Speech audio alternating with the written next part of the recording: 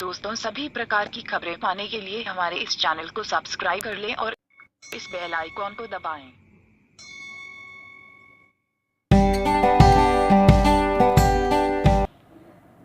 दोस्तों नमस्कार।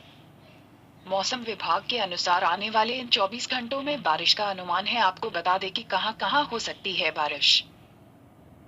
इससे पहले आप हमारे चैनल को सब्सक्राइब कर लें ताकि आने वाली न्यूज आपको जल्द से जल्द मिल सके।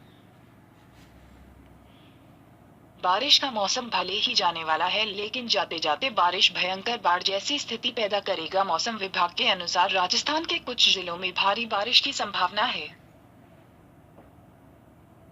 तो वहीं उत्तर प्रदेश और मध्य प्रदेश में भी भारी बारिश हो सकती है। आपको बता दें कि उत्तर भारत में भारी बारिश की आशंका है। 9 जिलों में बारिश का अनुमान, तो वहीं राजस्थान के कुछ इलाकों में जैसे अलवर, भरतपुर, धौलपुर, जयपुर, सवाई माधोपुर में अलर्ट, टोंक, बूंदी, भिलवाड़ा और करौली के लिए भी अलर्ट जारी किया है।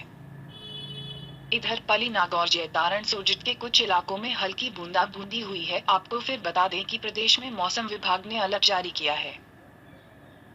अगले 24 घंटों में भारी बारिश का अनुमान है। अधिक जानकारी के लिए आप हमारे चैनल को सब्सक्राइब कर सकते हैं।